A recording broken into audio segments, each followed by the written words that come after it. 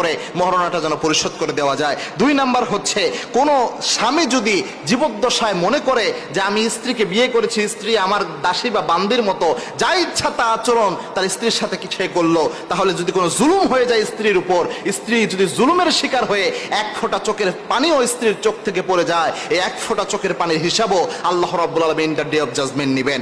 এবং কি আল্লাহর হাবিব সাল্লাল্লাহু আলাইহি ওয়াসাল্লাম জানিয়েছেন, কুল্লুকুম রাঈন ওয়া কুল্লুকুম মাসউলুন আন রাইয়াতিহি, তোমরা প্রত্যেকেই দায়িত্বশীল, প্রত্যেকের দায়িত্বের ব্যাপারে আল্লাহ রাব্বুল আলামিন কিয়ামতে জিজ্ঞাসাবাদ করবেন। একজন স্ত্রীর সাথে তার স্বামী কি আচরণ করেছে, কোনো ভুল আচরণ যদি করে, এটার ব্যাপারে আল্লাহ রাব্বুল আলামিন কিয়ামতের দিন ওই স্বামীকে আসামির কাঠগড়ায় দাঁড় করাবেন। সুতরাং জুলুম করার কোনো স্থান নাই, স্ত্রীর একটা অধিকার রয়েছে। আল্লাহর হাবিব বলতেন, তোমাদের মধ্যে সর্বশ্রেষ্ঠ ওই ব্যক্তি খেয়ারুকুম লিনিসাইকুম, যে তার স্ত্রীর কাছে শ্রেষ্ঠ। আমরা যেন এই আমলটা করতে পারি, আল্লাহ তৌফিক দান করুন। 2-3 নাম্বার যে জিনিসটার কারণে অনেক স্বামী